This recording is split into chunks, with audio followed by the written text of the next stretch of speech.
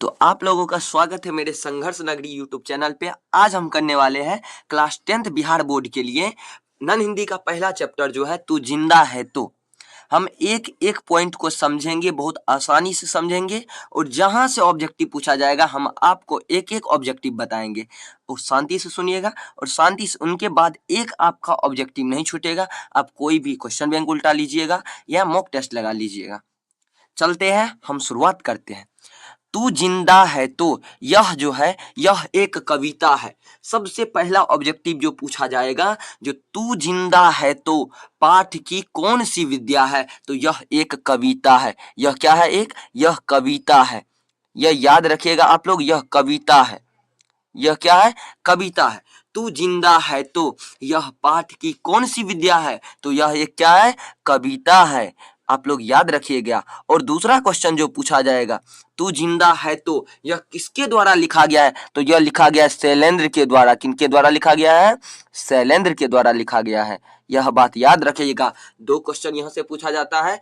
तू जिंदा है तो पाठ की कौन सी विद्या है, तो यह एक कविता है। और तू जिंदा है तो यह किनके द्वारा लिखा गया है, तो यह लिखा गया है शैलेंद्र के द्वारा। किनके द्वारा लिखा गया है? शैलेंद्र के द्वारा। आगे चलते हैं। तू जिंदा है तो कविता गहरे जीवन, राग और उत्साह को प्रकट करती है।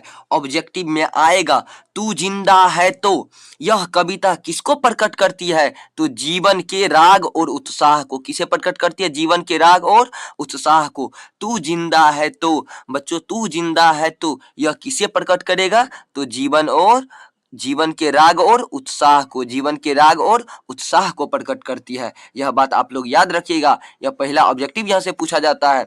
तू जिंदा है तो यह किसे प्रकट करता है, तो जीवन के राग और उत्साह को प्रकट करता है।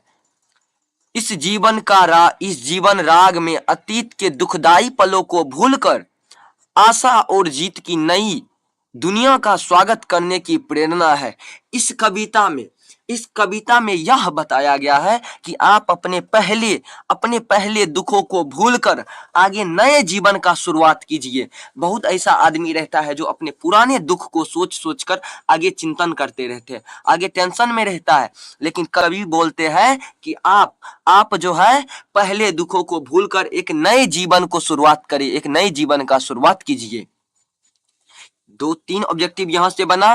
पहला, तू जिंदा है तो पाठ की कौन सी विद्या है, तो यह एक कहानी है। और तू जिंदा है तो यह कविता किनके द्वारा लिखा गया है, तो शंकर शैलेंद्र के द्वारा लिखा गया है। और अगला ऑब्जेक्टिव जो हम बताए, तू जिंदा है तो यह कविता किसे प्रकट करती है, तो जीवन के राग और उत्साह को। जीवन के राग और उत्साह को प्रकट करती है।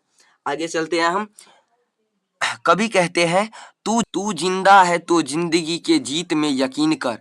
अगर अगर तुम जिंदा हो, कवि कहते हैं अगर तुम जिंदा हो तो अपने जिंदगी के जीत पर यकीन करो, अपने जीवन पर यकीन करो। तुम एक दिन जरूर जीत जाओगे। अगर तुम जिंदा हो तो तुम्हारे पास अभी बहुत मौका है, तुम एक दिन जरूर जीत जाओगे। तुम्हारा जो गोल है, तुम जो चीज सोचे हो, तुम्हें वह चीज एक दिन जरूर मिलेगा। बस क्या करो बस तुम अपने आप पर भरोसा रखो, अपने जिंदगी पर यकीन रखो।